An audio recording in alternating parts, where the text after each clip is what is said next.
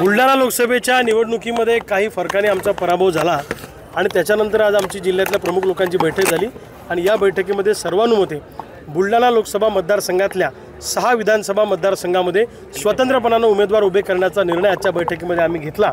त्यामध्ये बुलढाणा मतदारसंघ, चिखली मतदारसंघ, सिंदखेड राजा, मेहकर, खामगाव आणि जळगाव जामोद या 6 विधानसभा मतदारसंघामध्ये स्वतंत्रपणाने शेतकऱ्यांच्या प्रश्नावर लढणारे असे 6 उमेदवार आम्ही स्वतंत्रपणाने उभे करणार आहोत आणि लवकरच 13-14 तारखेला पुण्यामध्ये महाराष्ट्रातल्या सगळ्या प्रमुख पदाधिकाऱ्यांची एक बैठक कार्यकारिणी त्या ठिकाणी आम्ही घेणार आहोत आणि त्या बैठकीमध्ये महाराष्ट्रात कुठे कुठे निवडणुका लढवायच्या याचा निर्णय त्या ठिकाणी होईल आणि कार्यकारिणीमध्ये राज्य पातळीवरचा निर्णय आमचा होईल। विधानसभेमध्ये तिसऱ्या आघाडीचा रणशिंग फुकला आहे का असं?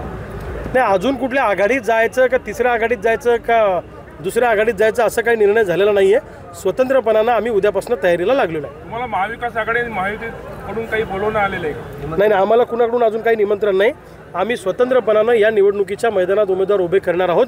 आम्हाला शेतकऱ्यांची ताकद या सगळ्या प्रस्तावित पक्षांना दाखवून द्यायची आहे। जर निमंत्रण आलं तर? अजून काहीच निमंत्रणाच्या संदर्भात काहीच विचार केलेला नाही।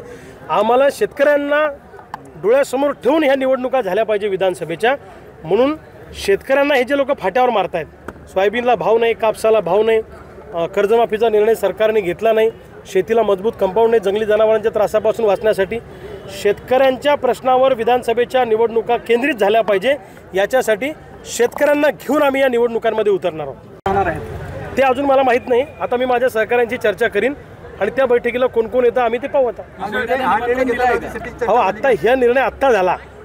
पुण्यामध्ये सगळ्या राज्यातल्या प्रमुख लोकांची बैठक घ्यायची आणि त्या ठिकाणी अनेक निर्णय राज्य पातळीवरचे घ्यायचे, असा निर्णय या बैठकीत झाला।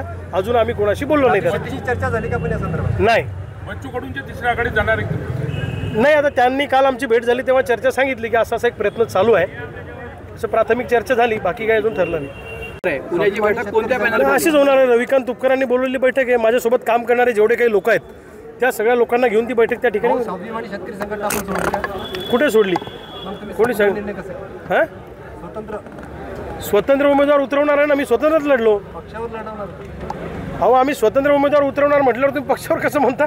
आम्ही स्वतंत्रपणानं बुलढाणा लोकसभेमधल्या 6 विधानसभा मतदारसंघामध्ये आमचे उमेदवार उतरवणार आहोत। जसं आम्ही बुलढाणा लोकसभेला स्वतंत्र लढलो त्याच पद्धतीनं 6 विधानसभा मतदारसंघामध्ये आमचे उमेदवार स्वतंत्र उभे राहतील। पण बैठक बोलवली त्याच्यामध्ये काही वेगळी संघटना किंवा पक्ष करण्याचा मानस आहे का? अजून काही असं ठरवलेलं नाही आहे। ती तारीख 13 असेल किंवा 14 असेल याचा निर्णय आम्ही घेऊ।